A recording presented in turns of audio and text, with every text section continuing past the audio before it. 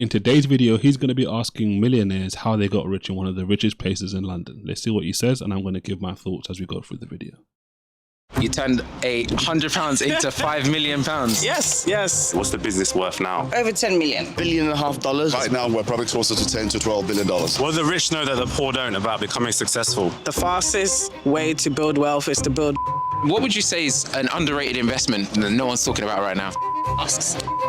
It's hard to make money when you're not aligned. What's the secret to money the banking system doesn't want you to know about? There's this AI chemical, and if exploited, it will be the end of banking. My lord. Be so good you can't be ignored. A lot of people, before we continue, really don't understand. I always say this is the simple solutions that a lot of the time which will help you transform your life. And a lot of people don't realize the simple solution is normally right in front of you, screaming at you, but you have to pay attention to it. Let's listen. Yo, my people, welcome back to The Venture, the #1 platform for professionals. Today we're in Knightsbridge, the playground for the ultra wealthy. What are we doing today, bro? Today, we're going to be interviewing millionaires, asking them how they made their money and how you can do the same. So stay tuned. It's going to be a banger.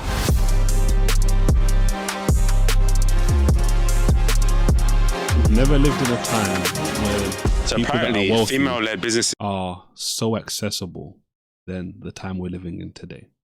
generate over £100 billion a year for the economy, right? And less than 1p out of every pound for female businesses. So I think there's a huge gap, man, and there's something that needs to be done, right? So today we're trying to find the female millionaires to find out what they're doing differently and how you can copy their blueprint. Let's go. Sorry, can I ask you, how did you make your first million? We're trying to inspire the next generation. I'm the wrong person to ask. I've never made a million. Oh, you haven't? Have a good day. How did you make your first million? How did you make it? All right, no worries, no worries. Are you a business owner? No? All right, thank you. Excuse me? Excuse me? So you're a business owner? Thank you. All right, thanks. Excuse me, sir. So far, we can already see something which is so vital. They are looking for millionaires to speak to. They're looking for people that have what a lot of people want, which is money, wealth, and they're trying to get information. And what's happened so far? They've shown you examples of people who either are not millionaires, which is going to happen on that pursuit to find people that can help you, or at the same time, there's people who aren't going to be willing to help you. But you know what they're still doing? Continuing. They're still looking for someone that fits their criteria because they know it will be helpful. And I asked you, how did you make your first million? I remember you. How you doing? How you doing, man? You good? All good? Lovely to meet you. I'm Jamal. How's Jamal? How you doing? You I'm good, man. I'm good. Long time no see. We've met this guy before, incredible entrepreneur, right? For people that don't know, how did you make your first million? Made my first million exporting teak wood from Nigeria to India when I was 23, 24. And it was just a sheer coincidence. Yeah. So essentially I made tons of money carrying out the fallen logs, shipping them to India. I love that, man. Yeah. What is your success rate? What's your company generated now? What's it worth today? 2 years ago, we had a market cap of about $2.5 billion. Congrats. Right now, we're probably closer to $10 to $12 billion. So you're absolutely smashing it. What's the secret to money the banking system doesn't want you to know about? The first thing is when you put your money in the bank, the money's not yours anymore. So you've actually loaned the money to the bank. If you look at the T's and C's, that's what it says. And they promise to give you back the money based on their terms and conditions. The second thing is they don't keep the money sitting there waiting for you. It's all leveraged. They load it out, they invested in businesses and all that stuff. So if we all go to our banks tomorrow and demand all our money back, the banks don't have the cash sitting there for us. So that's. And you know what's crazy before he continues? As he was talking, it just made me think about something. We give our money to the banks, right? And people have been saying this for years and years and years and years and years. They will give you a very microscopic percentage back. Even though, as you just heard him say, you've loaned the money to the bank, basically. You've said, basically, look after my money. Think about the reverse. When the bank lends you money, think about the percentage return they request back in the future. And think about what happens if they don't give you your money, if you don't give them their money back. I'm just going to keep on. and let who needs to catch it catch that. That's the second thing. The third thing, which is very important that everyone should know about, is that there's this new frontier large language model LLM called Claude Mythos. Okay. It was released, in test version like a month ago, and it's found tons of zero-day bugs. What's that? A zero-day bug is a defect in software that even the manufacturer is not aware exists, that can be exploited to get into backdoors of The banking system. Of the banking system, yes. Oh my God. And if exploited, it will be the end of banking. My Lord. And that's where you're coming in with Boom. Last question, I know you're super busy. Sure. What do the rich know that the poor don't about becoming successful? The rich Pay close attention to what he's about to say next, because if you are someone who's not rich and wealthy but desires, this is the kind of stuff you need to be thinking about. He's wealthy. He's been wealthy for a long time, because he doesn't look anywhere near the 23, 24 he was when he said he made his first million. This is the kind of stuff which separates the poor from everybody else. And I don't know about you, but I don't want to be poor. I don't want my children to be poor. I want them to be successful. I want them to be wealthy. And they're going to have that by following wise, wealthy advice. Let's see what he's going to say. always over leverage. You leverage everything you have. If you have $1,000 in the bank, you try and leverage that to get, 10x, 20x, whatever it is. You should never have funds sitting in the bank doing nothing. So utilize debt and build leverage. Absolutely. Deploy every capital. And even if you want to buy anything, you want to buy a house, you want to buy a car, don't buy with cash. Yeah. Buy with loans. Loans are not taxable. Do you get it? So true, man. That's so true. Now, I don't disagree with what he's saying in the sense of that is a very viable and valuable solution when you're paying by those rules, right? But obviously, this is righteous Reactz, right? So I'm always going to give you the righteous way to think about stuff. And debt isn't the kind of thing that God thrives on or God even recommends. Like, this is something which is frowned upon all the way throughout the Bible. So again, it's a great strategy, a great vehicle in what I like to call the world system. But based on the word system, that is not the kind of thing I'm going to say. I can agree with leverage, but not in the way he's talking about leverage. You want to maximize everything you have to the best of your capabilities. But just taking out debt, no, I'm not going to say do that, because you're going to find yourself in a world of trouble, as many people do when they play this game. It's only a matter of time. That's it. Any last messages for the audience? Is there a quote that really resonates with you or changed the... And I'm just going to say this as well, right? Because I know what I said before. The only reason you should bypass a piece of information coming from someone who's in a position that you aren't is when you have a better piece of information from a more tried and tested source. Where you think? My dad said this to me when I was a kid. Life is not a bed of roses, neither is it a crown of thorns. Right? Whatever it is that you're passionate about, go for it with all your heart and never give up. Never give up. You can't give up on your dreams. It's your dream. I love it. It's your passion. Where can they find you? www.boom.market. Download the app, get on it. It's free of charge. Create your account and have fun. Set yourself free financially. So thank you, man. My pleasure. Thank you so much. My pleasure. Smashed it. Excuse me, can I ask you, how did you make your first million? We're trying to inspire the next generation. Thank you. Excuse me, can I ask you, how did you make your first million? We're trying to inspire the next generation. Excuse me, can I ask you, how did you make your first million? Sorry. Excuse me? Sorry, can I ask you, how did you make your first million? We're trying to inspire the next generation. Who told you I made my first million? I can tell by the outfit. Are you a business owner? I used to be. Okay, what did you do before? I had a restaurant. What was the restaurant called? Al-Bustan. I did it during the Gulf War things, and it was a Lebanese. So I didn't make much money, but I pleased a lot of people, fed a lot of kings and queens. And oh my God, that's incredible. Who am I speaking to? Right, so we're called The Venture, one of the biggest platforms in the UK for entrepreneurs. We interview a lot of the biggest founders in the UK. We're trying to inspire the next generation of business owners. Yep. Yeah? My goodness. There we go. That is me. How did you start your business? Did you have money in the beginning? No, I came to this country with 46 pounds. Oh my God. What do the rich know that the poor don't, would you say? They use them. The rich use the poor to get somewhere, to get everywhere. Whether it's middle class or working class, I think it's the same. And they keep you going with the salary, don't they? Elon Musk didn't make it out of nothing. He made it because he ventured, and he's not that smart. We all know that, but opportunity knocks. So notice what she said, right? The rich use the poor. And I know that how that can sound, and it's good that he kind of expounded on it more, right? What are different ways? Because it's not all negative. For example, he mentioned the salary. A rich person, a wealthy person is going to pay someone to do certain tasks for them in their business, which helps them get more time to spend on things which move the needle more. So for example, if a wealthy person is going to pay a salary to, let's say 10 people, right? he or she has 10 people on salary working on their job. The founder, the person who's paying all of their wages, doesn't have to think about what the 10 people are thinking about. He's or she's thinking about something greater, how he can unify all of their efforts to bring about a solution which not only pays for the 10 people's salary, but pays for far much more than that. So the key that you need to understand is leverage the time. And this is even what it talks about in Ephesians chapter 5, verse 16. Redeem the time because the days are evil. That basically just means buy back.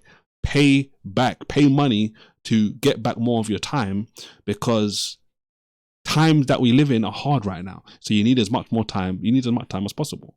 So there's a line of thinking where people are like, no, I'm not going to pay anyone. I'm not going to pay for any staff or anything along those lines.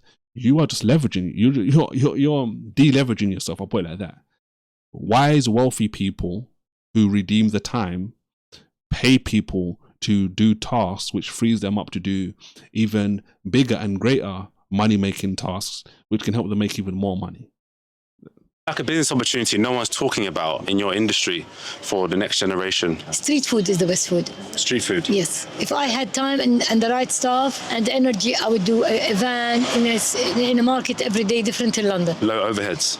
Lower overheads. Yeah. And you meet the people and the public, and there is so much into it. That's such a good one. How would you start that? Do you need a lot of money to start? Easy, no. No? They've got 5k in their pocket. Can they still start Less than that, you can do it. Really? You need a van and an obliging member of staff and you. Yeah. And the weather. Because without the weather, you can't sell on the street. It's so true. Is there one quote that changed the way you think? This one. وَلَا تَهِنُوا وَلَا تَحْزَنُوا وَأَنْتُمُ الْأَعْلَوْنَ. It means you should never be sad, you should never be weak, because it's all in you. Strength is in you. It's not something somebody will give you on a plate. I love that. Thank you so much for your time. Guys, incredible interview with Inam. Biggest take with me in terms of business opportunities, she was saying in the food industry, setting up street food vans in wealthy areas is a very good gap in the market to start out. And also the quote is, everything is within you. You have the power and everything you need to start. All you need to do is take action. So let's keep going. We're not done. Excuse me, how did you make your first million? You don't want to be on camera? No? All right, no worries. How did you make your first million? I don't know how. Have you got any advice for business owners or aspiring entrepreneurs? Just keep working hard. Yeah? All right, cheers. Excuse me, can I ask what you do for a living? We've got a channel, it's all about business.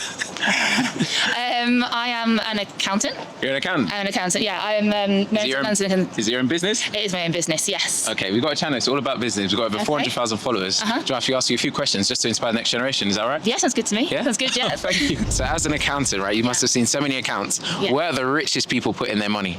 Well, the really interesting thing is that rich people don't just invest passively. They buy ownership in things that can make money for them in the future and for their children. So, for example, really wealthy family, that's typically families that have worth of more than £250 million, will typically have something called a private office. So a private office is where the wealthiest effectively have structures to invest their wealth, protect their assets, and so future-proof for the future. And what they typically will do is, yes, okay, they'll invest in property, yes, they will invest in the stock market, but what you generally see is they tend to invest in private companies. And the thing about that is that they have more control. So, for example, you have £10 million, you go to a private company, you sit on the board, you grow that company. While that company is growing and profitable, you can then extract dividends. And then if everything goes to plan, the company will grow in value over time. So when you come to sell the company, once again, you're increasing your wealth. They typically have this all set up in kind of corporate structures, which means they can be really tax efficient with it, which allows further investment, future planning, and just making more money. So the thing about the wealthy is that they're not just looking for income, they're looking to use their money and make it work for them. So they're not just thinking about themselves, they're thinking about themselves in the future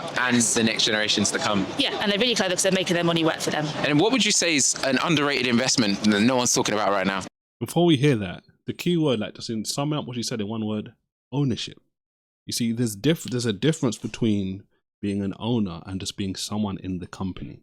This is why it's important to start and have your own business, even on a small scale, because the leverage you can get from an additional stream of income, which is coming into your family's household every single month, is priceless. It gives you more opportunities. But she's saying the wealthy people that she's engages with, the wealthy people that she sees, they do things differently. And this is one of the things I always want to impress upon you when you watch my videos. Wealthy people, wise people do things differently. Poor people, foolish people do something differently. I just continue to say to myself, I don't want to do what poor people and foolish people do. I want to do what the wise, wealthy people do, because I want what the wise and wealthy people have. This is a very simple and biblical way to analyze things. You want to get the best results in life, do what the best people do. This is why Paul said, for example, follow me as I follow Christ. You want to follow the best in the game. You don't want to just follow everybody else who isn't good, who's going in the wrong direction. Whiskey casks. Whiskey casks as Whiskey an investment. casks as an investment, yeah. So let me tell you about it. So here's how it works. You can potentially buy a share in a whiskey cask or buy a whole whiskey cask. Okay. It then will sit in like a bonded warehouse. And the idea is you buy this share, but over time, the value of the whiskey cask or the whiskey share will go up because of things like scarcity, or it might become something like a collector's item. Now, the categorization of a whiskey cask is what HMRC call a wasting chattel, which means that if you have bought it at a certain price, then sell it at another price, and that price is higher, then that gain may not be subject to capital gains tax. Okay. So if you compare that to something like a share or crypto, which will just generally fall within the capital gains tax regime, this is why something like a whiskey cask can actually be quite a tax efficient investment. It's not that common. But I think it's I've never heard of it. Have you not heard of it? No. And it's basically a tax-free investment potentially. It's something that could be exempt from capital gains tax. Yeah, compared to other investments. Yeah. So if you're interested in the alcohol business or anything along the alcohol industry, there's something you just heard today. And this is the funny thing, right? He just said he's never heard of this, but how many people who moan and complain about not being wealthy, moan and complain about struggling to pay the bills and all this different kind of stuff, how many of those people are spending their time listening to people who are wealthy and the nuggets? I just say throwaway statements that a lot of people have, which can totally change your whole dynamic, everything you think about a particular subject. Yeah. Where can people find you? You can find me on Instagram under The London Accountant and on TikTok as well. Yes, guys, sick interview with Nicole. She's dropping some bombs. My number one takeaway is there are opportunities out there that no one's even talking about, like whiskey casks. You don't even have to own the whiskey. She said you can buy shares in it, so you don't need loads of money. It's not financial advice. Let's keep going. We're coming here to find some millionaires, right? Usually it's hit and miss. And we normally get a lot of rejections, but stay tuned. I'm not giving up today. We're going to get some gems. He said they normally get a lot of rejections, but they still come out and they still do it. That's how dedicated they are to what they're doing here. Excuse me, guys. Sorry, can I ask you, how did you make your first million? We're trying to inspire the next generation. Oh, we haven't made our first million, baby. Excuse me, how did you make your first million? Got a channel all about business, entrepreneurship? No? All right, no worries. Excuse me, how did you make your first million? E-commerce. Ecom? Yeah. You got your own business? Yeah. I started wicked. my first business, when I was 23. 23 years old. Incredible. All right, we've got a channel all about business, over 400,000 followers. Do you mind if we ask you a few more questions quickly? Yeah, sure. Yeah? Let's do it. All right, thank you. How did you make your first million? Yeah, so I was fixing my own problem. Basically, I had hair loss. Nothing was working for me on the market, so I made it myself. And then what's the most money you've made in a year? 5 million. 5 million with your business? Yep. And then did you start with a lot of money? Nope, £100. You turned £100 into £5 million? Yes. Again, I don't understand how, but all I know is the product was fantastic and my secret sauce is marketing. So I marketed the hell out of that to get that product in as many hands as possible. So what's one? Solve people's problems. The multiplication game in business is unimaginable in comparison to working a job. That's what most people don't understand and cannot fathom. But you just heard it. She used $100 or £100 and it turned into 5 million. She doesn't fully understand it, but she understands what she understands. Marketing. This is why many of the big companies out there spend loads of money every single year on marketing, even though they're at the top. Because they know and understand how significant marketing is. Everything that you see out there is marketing in one way, shape or form. Good marketing or bad marketing. Imagine if I was recording this video and the audio was terrible and you couldn't really see me, you couldn't really hear me, and I'm stuttering all over the place, can't really articulate my thoughts or anything along those lines. That's an example of bad marketing. You don't want to do that. You want to do the opposite. secret to marketing that most people overlook? Something you implemented in your business? The ability to sell through content. I was able to figure that out quite early on and double down. And even when things would change in the market, I'll still be able to find a way to use the brand story and the product story, my own story, to basically convert customers into community members, into people that would sell for us at this point. So that's hands down my secret sauce. Incredible. Content, guys. Content has been and is going to continue to take over social media. Social media, which people started initially using it to connect with family, has become the home, the hub of content. What we're watching right now is content. What you're watching right now is content. It's all content. It's all giving us the opportunity to connect with other people, to share ideas, to share concepts, and to show people how they can improve their lives. This is why content is so important. Guys, there's so many gems in this, but I'm trying to help you see that the things that you want are out there. It's going to take discipline, it's going to take hard work, and it's going to take consistency. As we're seeing these people interviewing, going around these places, getting rejected left, right, and center, but they don't take no for an answer. They continue to say, you know, I'm going to keep pushing, I'm going to keep moving forward.